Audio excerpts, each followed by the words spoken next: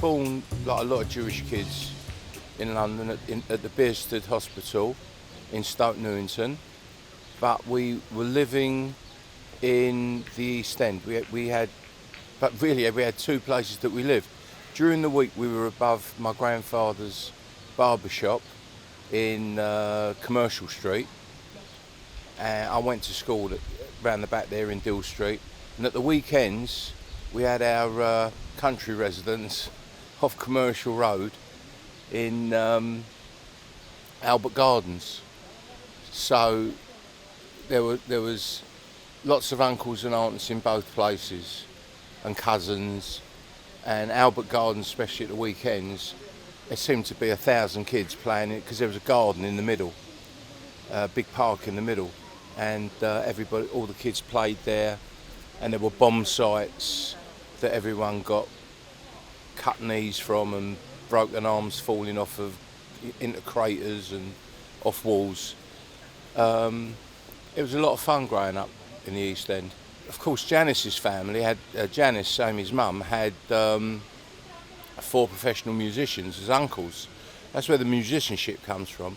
But on our side of the family, we weren't musicians, but everyone sang. Everyone sang. So on a Saturday, when I was a bit old, well, 2 things. When I was younger, when I was about 4, on my dad's side, he had 2 brothers. And in those days, everyone had suits made. And there was always a little bit of material left over, and they made little suits for me and shirts. And my dad was a cab driver, and my uncle and aunt ran the Mayfair Cinema in Brick Lane. So this Saturday morning pictures, there was a queue a mile long for the kids to get into Saturday morning pictures, and some of them couldn't have got them all in. There was thousands of kids, and of course my dad pulls up in the cab. My uncle Dave, who's the usher, comes out and opens the door for me. Come on, son. I get out, I'm wearing a handmade suit. I mean, some of the kids never even had shoes to wear. I remember the Glicksmans, they never had shoes to wear. When I got a bit older, I used to go to Saturday morning pictures at the Troxy, which is off in Commercial Road, which finished at about 1 o'clock. Then I'd go to Spurs, and then I'd come back, and all the family would meet in the Troxy. So my mum and dad had finished work, they were at the Troxy, my grandmother was at the Troxy, my great-grandmother was at the Troxy, my little sister was at the Troxy, all waiting for everyone to come, and they'd sat in there all day long. I came back from football, my mother came back from working, my mother and father came back from working, and we were sitting there. Now we're watching the movie, or no one was watching the movie really, everyone was just talking, and my grandmother would open up a big bag and she'd say, "What do you want, Dolly? You want a bit of chicken or a bit of fish?" And I'd say, "I'll have a bit of fish, Bubba," because Bubba, that's what Jewish kids call their grandmothers. "All right, darling." Now there's something that goes with fish called chrein, which is beetroot and horseradish. And I'd say, "Bubba, have you got any chrein for the fish?" She said, "I haven't got any. Hang on, I'll ask Mrs. Goldberg." "Mrs. Goldberg, pass the chrein over." I mean, that's what... Community. You've absolutely got it in one. Community. And today, I mean, there are Jewish, all different kinds of communities. In the Jewish community, it's not like that anymore. I look back on those days. Yeah, I do look back at the good old days, but it's about the people. You know, the people, my father who died when he was 43, my grandparents, my great-grandmother, my grandmother, uncles, you know, again, the last time I came to Germany, I was telling them, they got no sense of humour anyway, but I was saying to them that I was the first grandchild on both sides. So when one aunt picked me up and put me down, my grandmother picked me up, and then when she put me down, my uncle picked me up. And I said to them, I didn't need a pair of shoes till I was 13. Right. They did. And they said, "You didn't need a pair of shoes till you were 13? I said, "Well, yeah, that's a joke, you know." Being the only Jew at school, one of the only Jews at school, was difficult. But as the years went by, more and more Jewish people were moving to Southgate, It was never a big Jewish community at my school, but very quickly I was playing cricket and football, and by the time I was 13, I was in the first team with 18, because the school went up to 18 years old, up to 6. And at 13 I was playing football in the first team and cricket. And the school was called Ashmole, and it was based on public schools. So I had it was called Blues. So I had my Blues when I was 13 years old. And that had never happened before at school. So I won't say it turned me into a hero, but there was another kid like me who was 13, and we were playing in the first team with 18-year-olds, and we more than held our own. And that's when I went to the Arsenal for a trial, and they said, basically they said to me, yeah, you're a really great footballer, but you're always going to have weight problems. And I wasn't skinny, but I wasn't fat either. But I could tell, when I was trained, we had practice matches with the other kids who were at the Arsenal. I was scoring 4s and 5s. Those kids were zipping about, and I wasn't running as fast as them. So I knew that I was going to play football, which I loved, and cricket, to a very good level, but I was never going to be a professional footballer, never. Because in our group, we know a lot of good Jewish footballers, like Barry Silkman, Marky Lazarus scored a cup final winning goal. There were quite a few Jewish footballers, but I wasn't going to be one of them.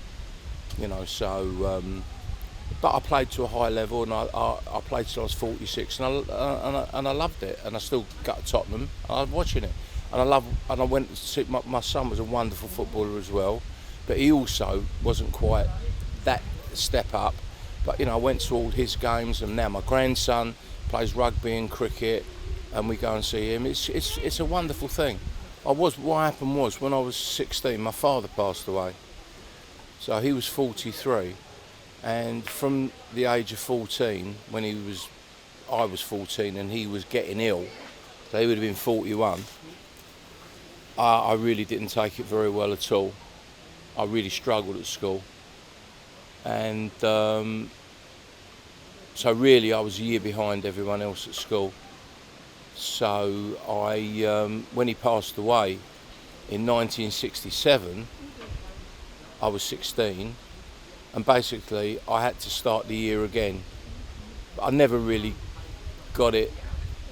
I was a bit like Amy. It's a funny thing, because when I look back, I loved to learn, but I was more self-taught than anything else. I remember not going to school and sitting in the public library reading. Now, what kid does that, right? So rather than go to school, I'd sit in the library studying, and the library was right next to where we lived, and I can see my mum walking down the street, and if she'd have found me in the library instead of at school, she'd have gone crazy.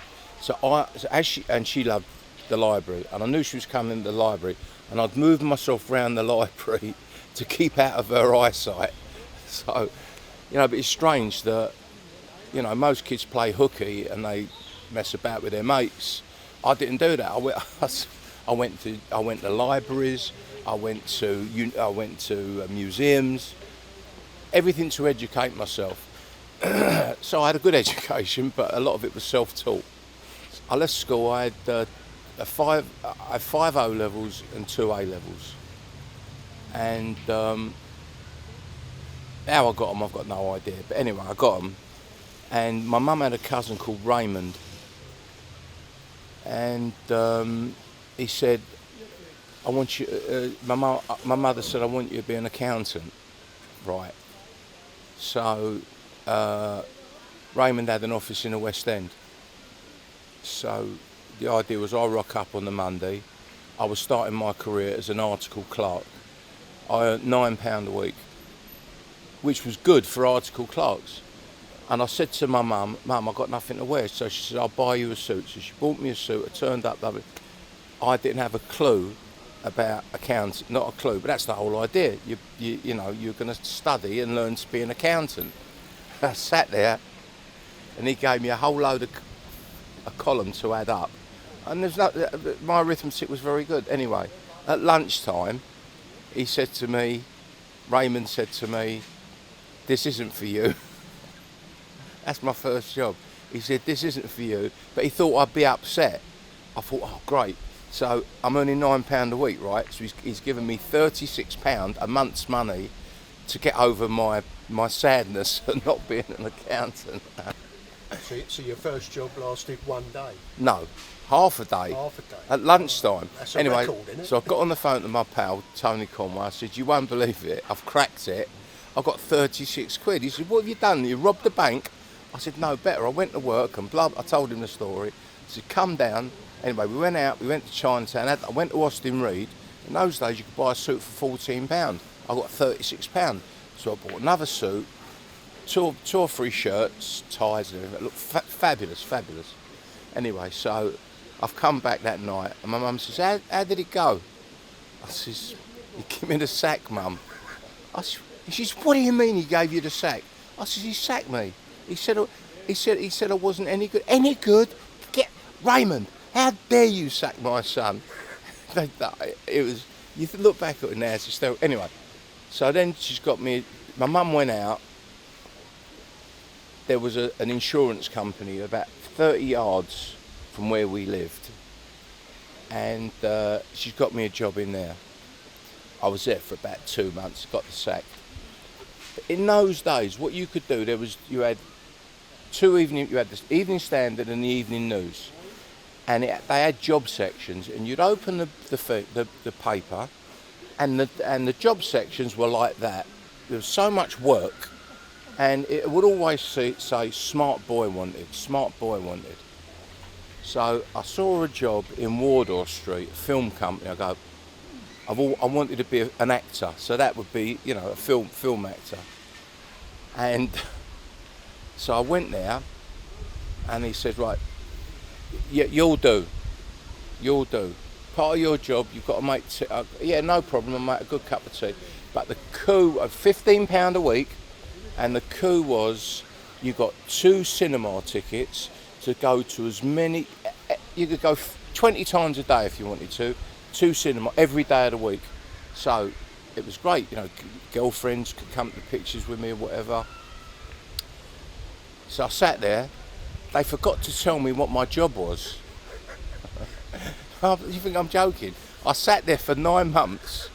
Just watching movies? No, I sat there for 9 months, and there was a girl sitting there. She said to me, "Aren't you doing any work?" I said, "I don't know what to do. I don't know what I'm supposed to do." And I sat there for 9 months. Of course, eventually I got the sack. And at that point. So Mitch, that was 3 out of 3. 3 jobs, 3 sackings. 100%. Very. Well. Yeah. You can't. Consistent. Number 4, I went to work for the government.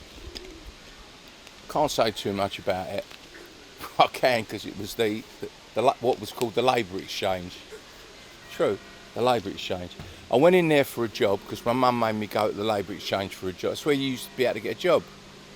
And I walked in the Labour Exchange in Wood Green, and the bloke says to me, "You're a smart young man. Thank you very much. Would you like to come and work for us here at the Department of Employment?"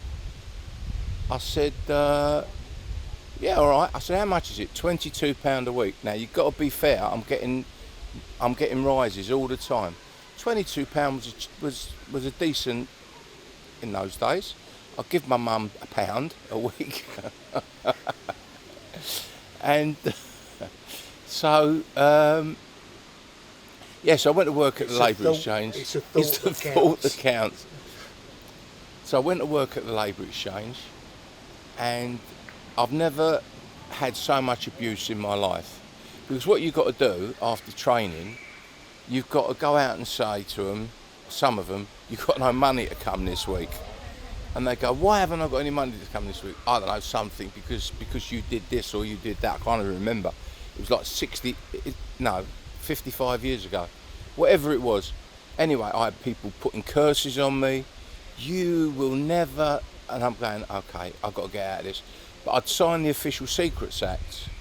You have to sign the Official Secret, not that there's anything secret in there, but I signed the Official Secret. So of course, I've told everybody I was working for the government. Can't say too much, obviously, but you understand. I was pretending to be James Bond. I went to work at the Royal Garden Hotel in Knightsbridge on security, so I was the head of night security. Can't talk too much about that. Head of night security. How old were you? Then I was 21, head of night security. They must have been desperate to put me in charge of the security at night. But now I'm playing football for the Royal Garden Hotel. And we played against a team called Charlie Chester's, which was a casino. And I remember the game. We played over Hyde Park, which was right next to the Royal Garden Hotel. There was a league. It was called the Catering League. So Charlie Chester's, the Barclay. It was a big league. It was maybe 20 teams in the league, and there was four or five divisions. I think they were in Division 3. So the standard was not good at that time. Although Charlie Chester's was a good team. Anyway, we played them. We got beat 8-2. I got 2, but Charlie Chester's got 8. And after the game, one of the governors at Charlie Chester's, a guy called Steve Brodie, he said to me, "Why don't you come and work with us, play football?" I said, "Steve, I'm getting £28 a week here," which was like a small fortune. We're talking about 1970. It was a small fortune. And he says, I says, "I'm getting £28 a week." He says, "You'll start at £35 a week." I said, "I don't want to do security." He said, No, we're going to train you to be a croupier." I thought, oh yeah, I like the sound of that. So, but what they normally did, you normally had to be trained for a month with no money. That was, you were being trained as an apprentice. He said, "We will pay you during training, because and during training that's also a selection process. So while they're training, if in the casino, if they didn't think you were going to fit, you wouldn't get in. But they said, you've got the job. We're going to give you 35 quid a month. You're going to be training for a month, 35 quid a week. You're going to be training for a month, and then right. So I was trained first of all on blackjack and roulette. Now I'm in the casino, and we're playing football. But the day before, so the rules were, because it was day shifts and night shifts, so the rules were that the casino would arrange, if you had a game the next day, you couldn't work the night shift, so you'd have a day off. If you were working days, you could work because it's not a problem for the next day. So we played on a Wednesday, always on a Wednesday. And on the corner of, it was in Archer Street, on the corner of Archer Street, there was a wonky sauna. There was a wonky sauna in there, but we used to go in there to prepare, not for wonkiness, but you go in for a we had two masseurs, like proper professional masseurs, who'd come in and work on us in the steam and everything. It was fantastic. Educate me. What does wonky mean? Like happy endings. But we were playing football. It was like being a professional footballer, and it's £35 a week. But then the footballers would get we would get an extra 15 quid a week. Now straight away I'm on 50 quid a week. And we play and we win and we win and we win and we win. I get promoted in the casino. I was a blackjack dealer. I was actually trained on French roulette, and they stopped French roulette quickly because you've got to throw chips.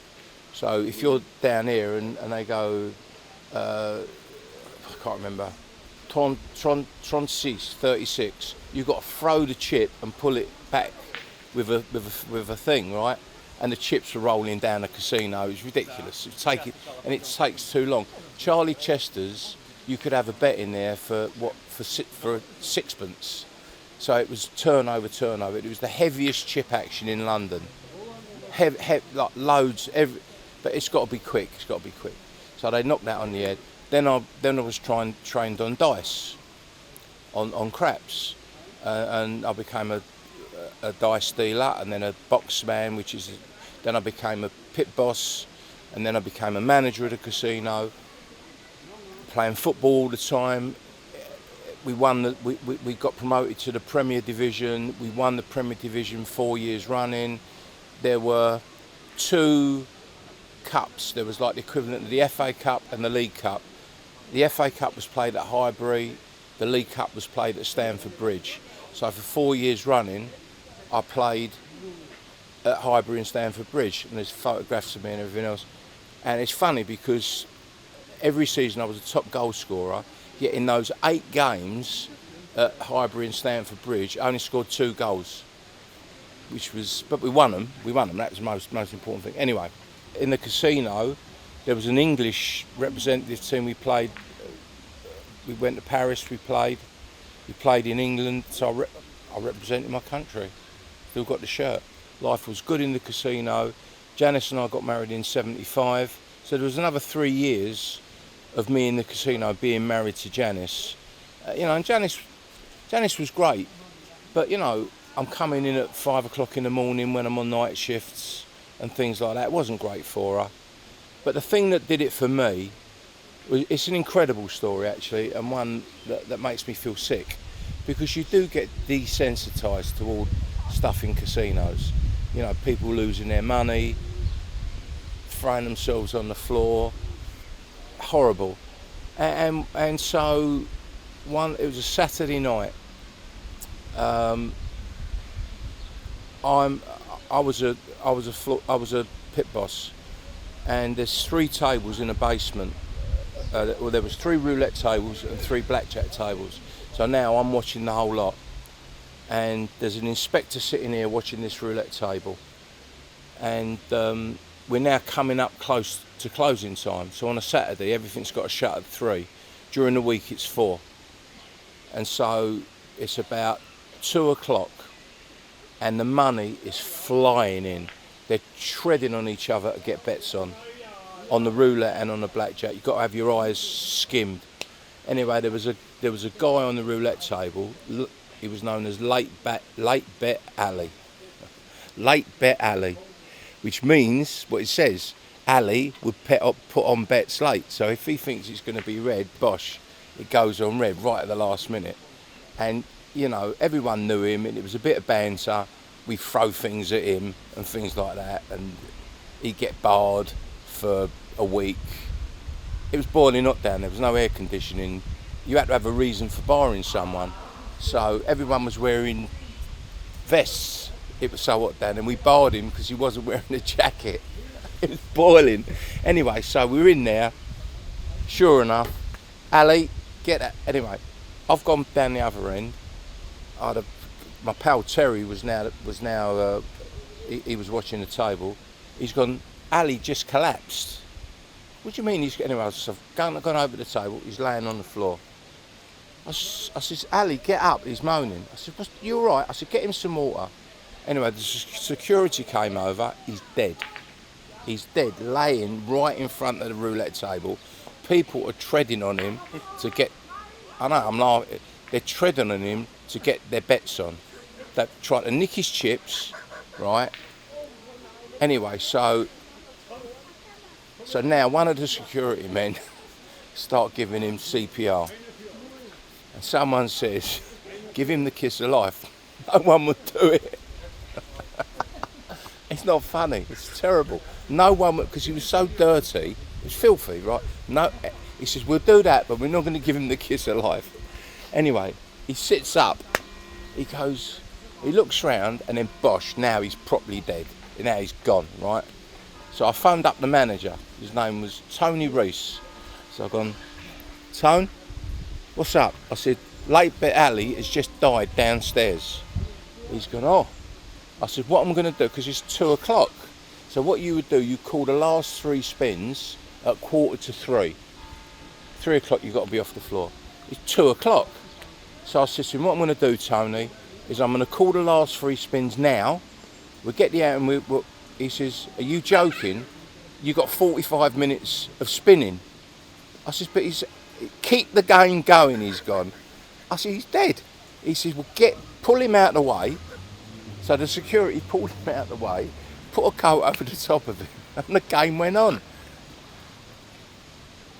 So I got home that night. Janice in the normally because I train myself, I go straight to sleep. I'm sitting up. She wakes up at 8 o'clock. I'm sitting there bolt upright. She says, "What's the matter?" I said, "You can't believe what happened to me last night." "What?" She said, I told her the story. She says, "You've got to stop working there." How can a human being work under those conditions where they treat people so badly? I said, "You know what, you're right." Anyway, so I left there, and what we decided, well, I didn't leave there straight away. What we decided to do, because Janice was an American citizen, she was actually born in America, and my little boy Alex was 1, and Janice could live in America, but Alex and I had to get a green card. So we went to the American embassy, and we were interviewed, and as Janice is in them, it was pretty much a formality. And they made Alex stand on a table. He was only this big. They made him stand on a table, put his I pledge allegiance to. It was really cute. I pledge allegiance to the American. He couldn't even talk. And so then I took a week off work and I went to Florida to buy a house because my mum's new husband, his stepson, a right monkey, said he owned this big chemical company in Florida. So I've gone to Florida to buy this house on the strength of him making me the regional manager being the whole of Florida. So I've gone, all right, this is perfect, right? So I've gone and bought the house, swimming pool, £28,000. Give £1,000 deposit, furnished £28,000, beautiful, beautiful. Walk-in wardrobes was bigger than my bedroom, the walk-in wardrobes. The place was massive, like the Ponderosa, £28,000. Anyway, so I've come back, and now we're waiting to go to America. We've got a month to go. But what am I going to do for a month? No, we had about 6 months to go. So a woman in my mum's flats, her son had a double glazing company. He just come. I didn't tell him I was going away because he said, "We'll train you selling windows." So I went to work for him. First night I earned £300. Now don't forget, the average working wage then was £80. I phoned my mum up. I said to her, "I just earned £300. Don't be stupid, nobody earns that kind of money." I phoned Janice up. I think she fainted. So then we get the news that this stepson of my stepfather, he don't own, it's all bullshit, right? So I've got this, buying this house on the strength of me being the regional manager of becoming the president of the United States, right? Isn't going to work out after all. So I've done the £1,000 deposit, which was a lot of money in those days. We swallowed it. I said to Janice, "Look," and by then I was right into the double glazing. I found it very easy. I loved the job, loved being with people. Was a great salesman. You know, I was getting, like, on average, I mean, we're talking about in 1980, I was getting £600, £700, £800 a week, which was a fantastic amount of money. You know, and then I worked there for a while, and the money increased. Then I became a team leader, and then you'd get a 2.5% commission of what they make. You know, I was earning a lot of money. We bought a lovely home, we had a lovely house, and then after about 2 years, a guy that I trained up, a friend of mine, Paul Sassini, he said, "Why don't we do this for ourselves?" I said, "Paul, you know, I'm getting £1,500 a week. Why would I want to open a business, right, and earn this amount of money, but with all the headaches?" He said, "It's going to be fantastic. We will earn so much money. If we can do it here, we can do it for ourselves." I said, "All right, come on, let's go." Worst mistake of my life. Worst mistake of my life. After 2, we were doing all right, and then after 2 years, the company went into liquidation. Our accountant made a mistake. We were selling, or whoever worked out the percentages, we were selling the product too cheaply. We were selling because we were all great salesmen, You know, but if you sell that for 10p instead of £1, you're going to lose money. So, but that was it. It was like stack 'em high, sell them cheap, but we weren't. It shouldn't have been selling them cheap. It should have been selling them not as cheap. So we went into liquidation, and then I went back to work for that guy. And then I started running some very big double glazing companies as director. And then in '94, I met a guy called Ian Rosenthal, who was working in the same building that we were in, and he said, "I want you to come and work for me." We became partners, and that company we turned into a public company. It went public. It was voted. It was in the Times we were the sixth fastest growing company in the UK in '96. We had 60 in-store. I was a sales director. We had 60 in-store demonstrations. We had 100 fitting crews. There were 400 people, and we made a lot of money. It's not a Mitch Winehouse story. It's a Winehouse story. I'm just a part of the Winehouse story, as Amy was a part of the Winehouse story. If we had time, I'd tell you about my grandfather, who was a gold miner in Australia. My other grandfather was a horse thief in Lithuania, and my uncles who were in the forces during the war, and my father who was in the Merchant Navy. We're just part of this. I won't use the word dynasty. We're part of this colourful, eccentric family whose name is Winehouse. The steam bars it's not a Jewish thing now per se, but certainly 50, 100 years ago, the steam bars were always it was a ritual. The women used to go to the steam baths after their periods. That was called a mikveh. And the guys used to go to the steam baths before Sabbath on a Friday to wash away all their sins from the previous week. And so Saturday they could start sinning again. and of course they brought it over to England from Eastern Europe. So all of the terms that we have, schmeissing, that's Yiddish, the Besom is Yiddish, and it's just that it's a club. It's like big Boy Scouts. It's just a lot of fun, a lot of people. It doesn't matter who you are. There could be people on the run from the police in there as well, bank robbers, bankers, scientists, journalists, cab drivers. Doesn't matter who you are, doesn't matter what you got, because when you go into the baths you haven't got anything on, you've got a little wrap on. So you could be the wealthiest person in the world or the poorest person in the world, doesn't matter. If you're the right sort of person, you're accepted, you know. And if you're schneid and if you aren't a nice person, you're not accepted. And those people, you know, they find their own way out the front door. And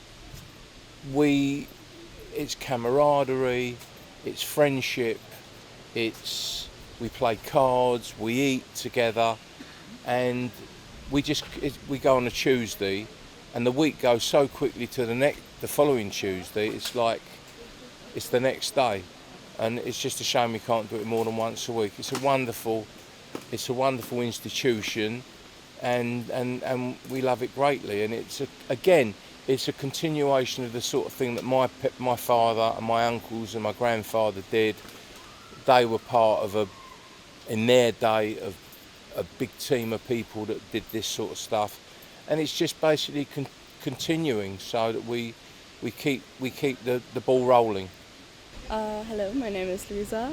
I'm living currently here, but I'm going to study in Vienna, and I really like Amy Winehouse, especially her style is like really inspiring for me, and the music is obviously really great too. Like her voice is really special, I think, and yeah, it's a touching story too, And I don't know, I think it's pretty common to know her, to listen to her, and yeah, I really enjoy it too.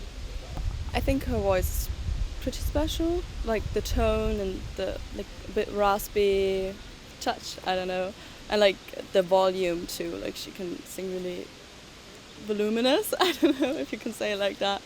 And she's a person, I think she seems pretty real and, I don't know, direct. I can't really tell you, but it's more like, it's just like you feel like you know her a bit. Friday was a blast. The concert was great, really great, better than what I even imagined. But the drive was obviously a long way away, 2.5 hours there, 2.5 hours back. We got back knackered, went to Kip, got up, had a bit of breakfast, came out here. It was absolutely buzzing. Went out last night, had a Greek meal, lovely. Mitch went to bed, and me and you went for a drink in a bar, but we never realised it was a gay bar, and it was Rams. Anyway, I woke up this morning. Anyway, we're going back there tonight. Anyway, I woke up this morning. She was beautiful. she had the biggest pair of bollocks I've ever seen. I'm heterosexual and I'm proud of it. Yeah. Unlike all of us. Yeah. Oh yeah, look, listen, I'm not gay, as you all know, but my boyfriend is, so I can't do anything about that. Have you got any other promotions going through to raise money for the charity? There's a few things in the pipeline. Would you like to talk about it now? Well, we've got the apart from my work, obviously. There's Broadway show. Great. I keep calling it a Broadway show, but it'll open in London. That'll be 2026. Top producer, top writer, top director. Sounds great. All women, which is good. It's going to be very successful. And we've got that. We've got a few other, a few other irons in the fire. I've been negotiating a cosmetic deal. Fantastic. Yeah, I've been negotiating a cosmetic deal. All the money going to the foundation. That's unbelievable. That is really good. And there's quite a lot happening on the recording front. Great. Because there's 20 unreleased Amy tracks that we want to put out. What? That is massive. Yeah, the problem is that our record company, Universal, don't want to put them out. Why they don't want to put them out? Right. You tell me why. Because I think they're great. Some of them are excellent, but they think they're not as good as Back to Black, and they think it will harm Amy's legacy, which is absolute nonsense. Yeah. It's like saying the Beatles, when they were in Germany, when they first started in Germany in 1961, were rubbish. What I'm saying is, it's like saying, well, why did they bother to keep playing the early Beatles stuff if you've got Sgt. Pepper or the White Album, which is excellent. It's all about progression. This is Amy before Back to Black. That's a good Amy before Back to Black.